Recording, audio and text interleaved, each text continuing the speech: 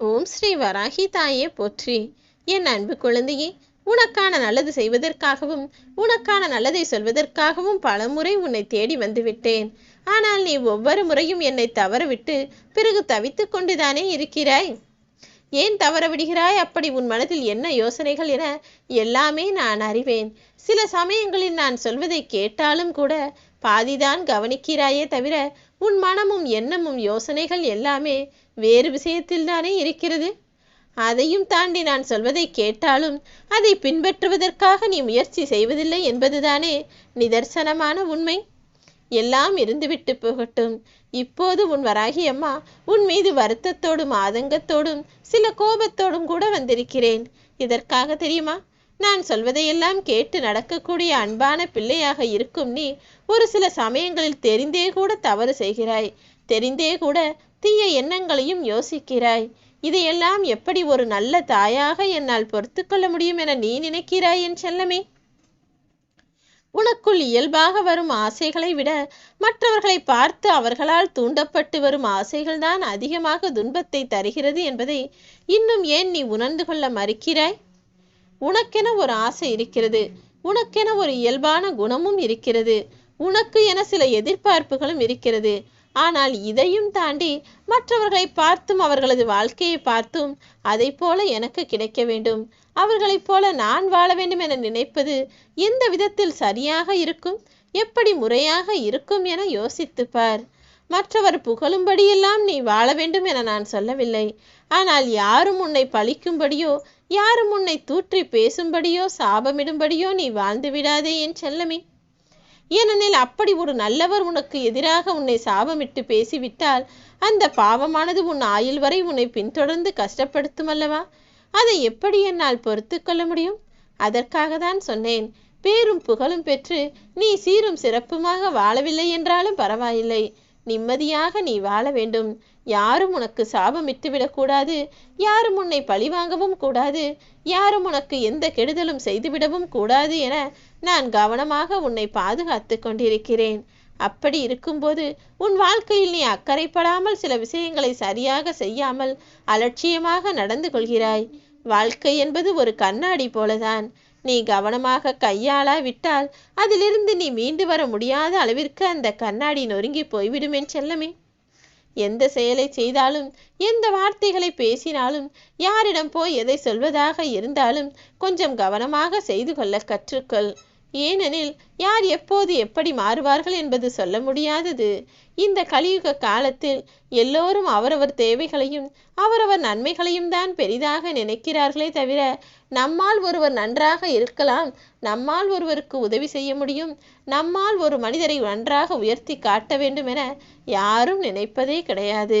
ஆனால் உனக்குள் அந்த நல்ல குணம் இருந்தாலும் கூட உன்னையும் மீறி ஒரு சில கெட்ட விஷயங்களைத்தான் நீ அதிகம் யோசிக்கிறாய் என்பதை நான் சொல்லித்தான் உனக்கு புரிய வேண்டுமா? உன் வாழ்வில் நீ வெற்றி பெற வேண்டும் என ஆசைப்படுவதெல்லாம் சரிதான். ஆனால் அதற்கான முயற்சிகளையும் கடும் உழைப்பையும் செய்தாயா என் செல்லமே?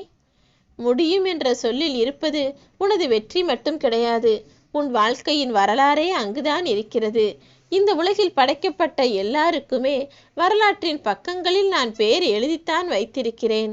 ஆனால் அவர்கள் ஏதாவது சாதனை செய்தால்தானே அந்த வரலாற்று புத்தகத்தில் இடம்பெற முடியும்.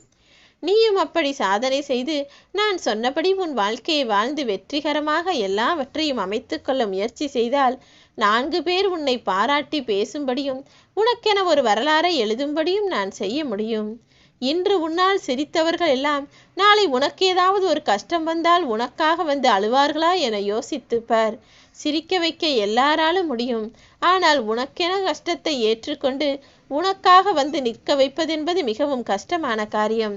அப்படி யாராவது ஒருவர் உனக்காக வந்து நிற்கிறார் என்றால், உனக்கு ஒரு கஷ்டம் என அதை பார்த்து வருத்தப்படுகிறார் என்றால், அப்பொழுதுதான் நீ வாழ்ந்த வாழ்க்கை அர்த்தமுள்ளதாக இருக்கும் என்பதை உணர்ந்து கொள். உன்னால் 4 பேர் நன்றாக இருக்க வேண்டும் என யோசித்து அதற்கான உதவிகளை செய்யப்பார். ஆனால் உதவி செய்வதிலும் கூட அந்த உதவிக்கு அவர்கள் தகுதியானவர்களா என்பதை பார்த்துவிட்டு செய்ய பழகு. ஏனெனில் நன்றி இல்லாதவர்களுக்கு உதவி செய்துவிட்டு அதை நினைத்து நினைத்து நீ வருத்தப்படக்கூடாது அல்லவா? மற்றவர்களுக்கு உதவி செய்கிறோம், அதனால் நமக்கு நன்மை கிடைக்கும் என நீ யோசிக்கவும் கூடாது. அவர்கள் அந்த உதவியை மீண்டும் செய்வார்கள் எனவும் யோசிக்கவும் கூடாது. ஆனால் நீ செய்யக்கூடிய உதவி அவருக்கும் பயன்படுவதாக இருக்க வேண்டும். அதன் மூலமாக உனக்கும் நிம்மதி கிடைப்பதாக இருக்க வேண்டும். அதற்காகத்தான் சொல்கிறேன், நல்லது நினைத்து நல்லதே செய்யக்கூடிய என் அன்பு பிள்ளையான நீ மற்றவர்கள் வாழ்வில் நிம்மதியாக வாழும்படி ஏதாவது ஒரு உதவியை செய். அது காசாகவோ பணமாகவோ பொருளாகவோ ஆடை அணிகலனாகத்தான் இருக்க வேண்டும் என கிடையாது. அவர் மனம் வருத்தத்தில் இருக்கும்போது ஆறுதல் தரும் விதமாக ஒரு நல்ல வார்த்தையை பேசினால் கூட போதும். அரவணைத்து அன்பாய் பேசி கையை பிடித்து கொண்டு நீ ஆறுதலாக சொல்லக்கூடிய விஷயங்கள் கூட அவர்களுக்கும் நிம்மதி தரும், உனக்கும் நன்மைகளை தரும். அப்படி நீ சேர்க்கக்கூடிய புண்ணியமானது உன் வாழ்நாள் முழுவதும் உனக்கு சந்தோஷத்தை கொடுக்கும் என் செல்லமே. உன் வாழ்க்கையில் இப்போது நீ எதிர்கொள்ளக்கூடிய விஷயங்கள் உன்னுடைய வாழ்வில் வெறுப்பை மட்டும்தான் தருகிறது. வேறு விஷயத்தை ஏதாவது செய்யலாமா என இருப்பதை விட்டுவிட்டு வேறொன்றை தேடாதே. ஏனெனில் இதைவிட அது வேதனையாக முடிந்து போகும். இப்போது நீ எந்த செயலையும் புதிதாக செய்ய யோசிக்காமல் இருப்பதை எப்படி சரி செய்வது என்பதை மட்டும் பார் என் செல்லமே. நீ நினைப்பது போலவே உன்னுடன் பழகக்கூடிய எல்லாரும் இருப்பார்கள் என நீ நினைக்காதே. இங்கு வாழக்கூடிய மனிதர்கள் எல்லாருக்கும் வேறு வேறு குணமும் வேறு வேறு கொள்கையும் இருக்கிறது. நீ நினைப்பது போலெல்லாம் அவர்கள் இருக்கவும் முடியாது. அவர்கள் நினைக்க வேண்டும் என்ற அவசியமும் கிடையாது என் செல்லமே. வாழ்க்கை என்றால் எல்லா மனிதர்களும் எல்லா உறவுகளும் சேர்ந்து இருக்க வேண்டும் என்றுதான் நான் சொல்வேன். ஏனெனில் இங்கு தனித்தனியாய் வாழ்வதென்பது வாழ்க்கை கிடையாது அல்லவா? மற்றவர்கள் உன்னை போற்றி புகழும்படியும் நீ செய்த நன்மைகளை இனிமையாய் கூறும்படியும் வாழ்வதுதான் வாழ்க்கை. அப்படிப்பட்ட இனிமையான வாழ்க்கையை நீ வாழ வேண்டும். போரில் 1000 பேரை வெல்வதை காட்டிலும் சிறந்தது உன் மனதை நீ வெற்றி கொள்வதுதானே. அப்படி உன் மனதை உன் கட்டுப்பாட்டிற்குள் வைத்துக்கொண்டு நீ வெற்றிகரமாக வாழ முயற்சி செய். தேவையில்லாமல் சுயநலம் கொண்ட விதண்டாவாதம் செய்து பிடிவாதத்தோடு பேசிக்கொண்டிருக்கும் மனிதர்களிடம் நீ போய் பேசவும் வேண்டாம், பழகவும் வேண்டாம். அப்படிப்பட்ட தகுதியற்ற விதண்டாவாதம் செய்கிற மனிதர்களுடன் நீ பேசுவதை காட்டிலும் தனியாக இருப்பதே உனக்கு சிறப்பு என்பதை உணர்ந்து கொள். அவர்களால் உனக்கு நன்மை வரவில்லை என்றாலும் பரவாயில்லை, தீமைகள் வந்துவிடும் என் செல்லமே. தீய எண்ணங்கள் கொண்ட மனிதர்களோடு பேசுவதை அறவே தவிர்த்துவிடு. உன் விருப்பத்தை நீ என்னிடம் சொல்லி இருக்கிறாய். நிச்சயமாக நான் அதை உனக்கு நிறைவேற்றி தருவேன். அவசரப்படாமல் கொஞ்சம் அமைதியாக இரு. இதுநாள் வரை உனக்கு கிடைத்த விஷயங்களையெல்லாம் அப்படியே ஏற்றுக்கொண்டு சந்தோஷமாய் வாழ்ந்து கொண்டே இரு. விரைவிலேயே உனக்கு இல்லாததையும் உனக்கு கிடைக்காததையும் நான் கிடைக்க வைப்பேன்.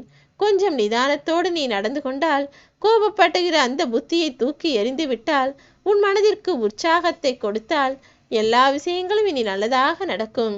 நிதானமும் உற்சாகமும் நம்பிக்கையும் பக்தியும் எப்போதும் உன்னிடமே இருக்கும்படி பார்த்துக்கொள்.